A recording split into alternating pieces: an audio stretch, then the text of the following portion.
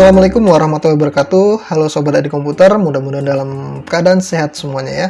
Oke, ketemu lagi dengan saya Edi Prasetyo yang akan menemani kalian semua beberapa menit ke depan untuk belajar tentang CorelDRAW dasar. Oke, di episode sebelumnya saya sudah menjelaskan tentang pengenalan program dari aplikasi CorelDRAW ini. Dan di episode kali ini kita akan mengenal tentang cara membuat dokumen baru di CorelDRAW. Dan jadi buat teman-teman yang belum nonton di episode sebelumnya, silahkan kalian tonton dulu, kalian pahami dulu tentang pengenalan dari CorelDRAW ini ya. Oke, kita akan langsung aja ke tutorialnya. Tapi buat teman-teman yang baru aja gabung, silahkan kalian pencet tombol subscribe dan nyalakan loncengnya biar nanti dapat notifikasi kalau ada video terbaru dari channel Edi Komputer. Dan tentunya kita akan terus memberikan tutorial dasar dari CorelDRAW sehingga kalian bisa belajar tahap demi tahap. Oke, di sini seperti biasa saya menggunakan aplikasi CorelDRAW versi 2020. Di sini saya sudah membuka programnya. Nah, ketika pertama kali kita membuka program, kita akan membuat sebuah dokumen baru dulu ya. Ketika kita mau bikin sebuah desain, tentunya kita akan bikin dokumen yang akan kita gunakan nantinya. Nah, untuk di sebuah program desain itu sebenarnya ada beberapa cara ya. Jadi cara untuk membuat sesuatu itu ada banyak sekali ya. Kayak misalnya kita mau memberikan perintah pada sebuah objek, itu ada berbagai macam cara. Ada cara yang paling cepat dan mudah, ada juga cara yang lumayan menguras waktu. Jadi terserah kalian mau pilih yang mana gitu ya. Nah, untuk membuat dokumen baru sendiri itu ada 3 cara yang kita bisa gunakan. Yang pertama, kita bisa menggunakan shortcut di tombol yang ada di keyboard. Terus yang kedua, kita bisa juga menggunakan menu yang ada di CorelDRAW, atau kita juga bisa menggunakan tombol yang ada di toolbar standarnya ini ya, di sini ya. Jadi silahkan kalian mau pilih yang mana, itu semuanya bisa ya. Misalnya saya akan menggunakan shortcut keyboard, saya akan tekan tombol Ctrl+N, maka kita bisa membuat sebuah dokumen baru. Atau kita juga bisa menggunakan menu file kemudian new. Ini juga bisa, semuanya sama sih ya, cuman tergantung mana yang paling cepat, atau pakai tombol yang ini juga bisa ya. Oke, kalau saya lebih suka biasanya pakai menggunakan keyboard shortcut, karena tangan yang sebelah kiri itu saya gunakan untuk memegang keyboard dan sebelah kanan saya gunakan untuk memegang mouse. Jadi itu akan lebih mempercepat kita dalam membuat sebuah desain. Nah, kemudian untuk bagaimana sih caranya kita bisa tahu shortcut keyboardnya itu dari mana? Kalian bisa lihat di sini di menu.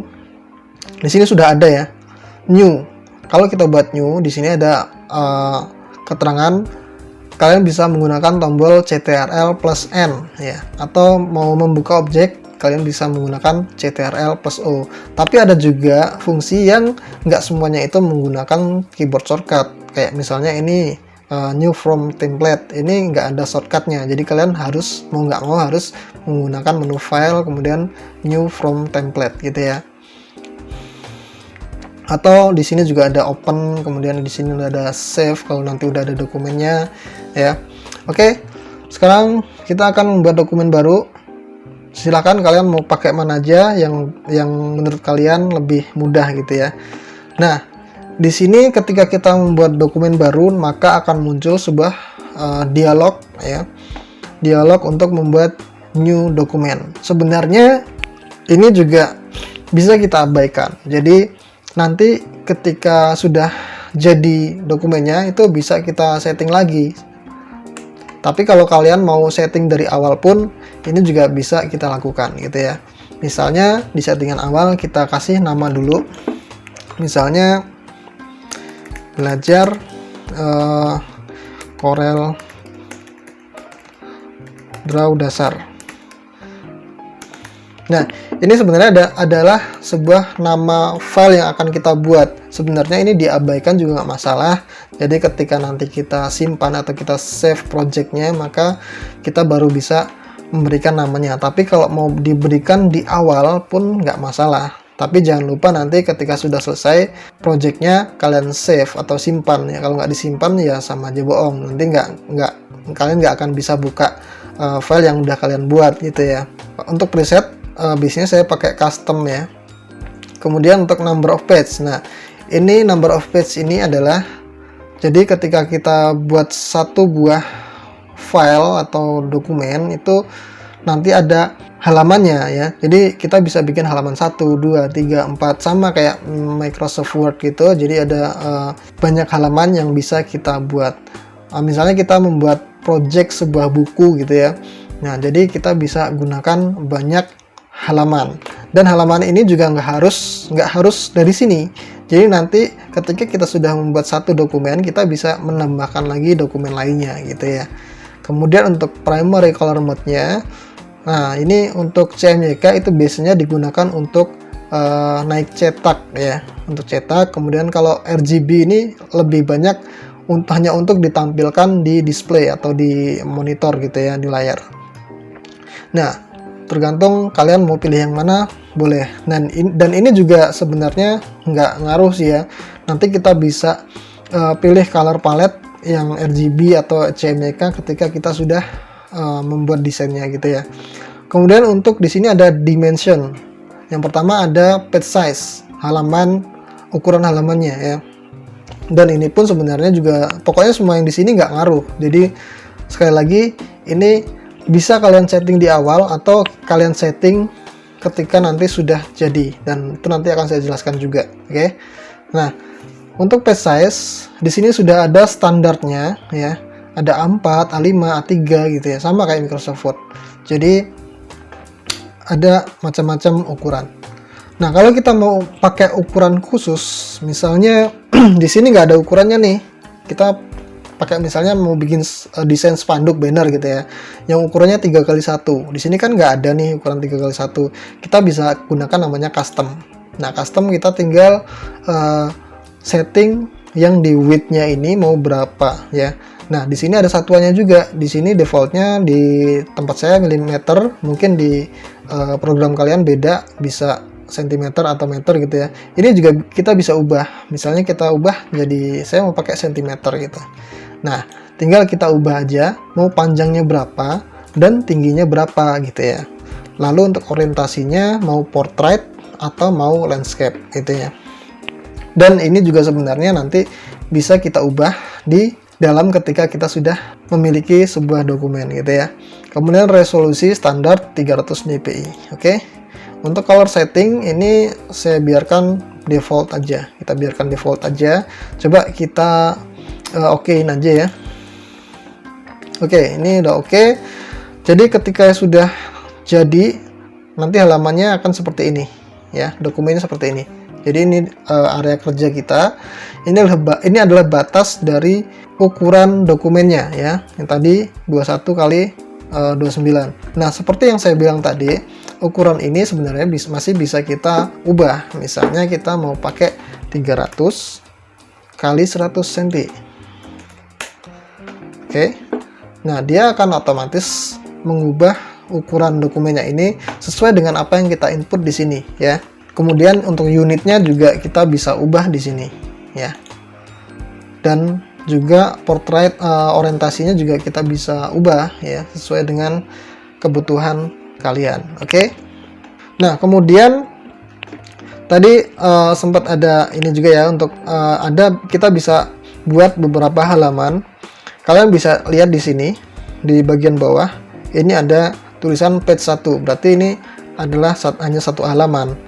Kita bisa menambahkan beberapa halaman dengan cara mengklik ini tanda plus ini ya. Maka akan ada halaman 2. Misalnya di sini kita switch ke halaman 1, saya kasih teks. Ini kayaknya dokumennya terlalu gede. Saya coba saya hapus dulu. Saya pakai ukuran A4 aja ya, biar teksnya nanti ketika saya ngetik kelihatan. Nah, misalnya saya bikin teks di sini halaman 1. Nah, lalu saya bikin lagi sebuah dokumen baru, bukan dokumen ya. Jadi bedakan antara file baru, dokumen baru dengan halaman baru ya. Jadi halaman baru kita bisa tambahkan di sini halaman 2 ya, page 2, saya ketikkan halaman 2. Nah, jadi ini adalah halaman 1 dan ini halaman 2. Yang mana dua halaman ini sebenarnya masih di dalam satu buah file ya, satu buah dokumen. Tapi dia memiliki beberapa halaman gitu ya. Dan halaman ini juga bisa kita ubah namanya. Kita bisa klik kanan, kemudian kita rename page. Kita bisa ubah misalnya halaman 1. Oke. Nah, dia juga akan berubah. Jadi kita lebih enak untuk mencari halaman mana gitu ya. Ini juga misalnya saya rubah menjadi rename page halaman 2 gitu ya. Oke. Nah, ini kita bisa gunakan nama penamaan. Oke, kemudian selanjutnya misalnya kita mau bikin halaman baru tapi kontennya masih sama gitu ya. Jadi kita nggak perlu bikin konten baru, jadi kita menduplikat dari konten yang sebelumnya. Misalnya ini kan halaman 2 ya, saya mau buat halaman baru tapi halaman 2 ini tulisan ini tetap ikut gitu ya. Kalau kita bikin dari sini, ini kan nggak ikut ya, kosong dia. Nah, kalau kita mau bikin halaman baru tapi kontennya masih sama, kita tinggal klik kanan aja, klik kanan, kemudian kita duplicate page, kemudian kita pilih copy layers and their content. Jadi kita mengcopy layernya dan juga kontennya ya. Dan ini bisa kita tambahkan mau di sebelumnya atau sesudahnya, before atau after gitu ya. Ini kita klik OK. Nah, maka akan muncul di halaman 3. Tapi kontennya masih sama nih, halaman 2 tulisannya ya, sama ya. Nah, jadi gitu, udah jelas ya untuk pembuatan halaman. Oke, kita akan masuk ke bagian sini. Ini ada rulers ya. Jadi rulers ini berfungsi untuk kita melihat sebenarnya ini nggak begitu digunakan, tapi saya akan jelaskan. Jadi rulers ini adalah sebuah apa namanya, kayak penggaris gitulah, penggaris sama kayak garisan gitu. Jadi kita bisa buat sebuah garis kayak gini. Kalian klik aja, klik drag. Nah, jadi ini hanya sebuah garis bantu aja gitu ya.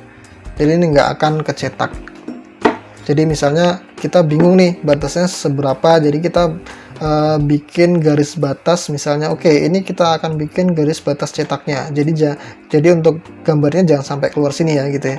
Jadi kita tahu gambarnya jangan sampai keluar dari garis batas ini. Oke. Kemudian di sini juga ada angka-angkanya nih. Kita bisa setting, ini kan masih nilainya masih milimeter ya. Kita bisa setting dengan cara klik kanan, kemudian ruler setup. Nah, kita bisa ubah ininya. Misalnya saya jadiin sentimeter gitu ya. Oke. Nah, maka di sini pun juga berubah menjadi sentimeter gitu ya. Jadi kita bisa lihat nih, ini ukurannya seberapa sih gitu. Oke. Itu untuk halaman. Kemudian gimana kalau misalnya kita punya dokumen baru gitu ya. Bukan halaman baru tapi dokumen baru. Silakan kalian buat sebuah dokumen baru, maka akan muncul di tab baru ini. Ya. Seperti yang saya jelaskan kemarin di episode awal. Jadi di title bar itu sesuai namanya. Misalnya ini namanya belajar CorelDRAW dasar. Kemudian kita pindah ke untitled, maka dia juga akan berubah di untitled gitu ya. Nah, kalau ini udah beda file lagi. Ini beda file lagi. Kecuali yang ini masih satu file, cuman kita punya beberapa halaman gitu ya. Oke, mungkin itu aja penjelasan saya tentang pembuatan dokumen baru. Kalau misalnya ada yang kelewat dari yang saya jelaskan, silahkan kalian tulis di kotak komentar, atau ada beberapa yang kalian ingin tanyakan, silahkan kalian tanyakan di kotak komentar. Oke, sampai ketemu lagi di video selanjutnya.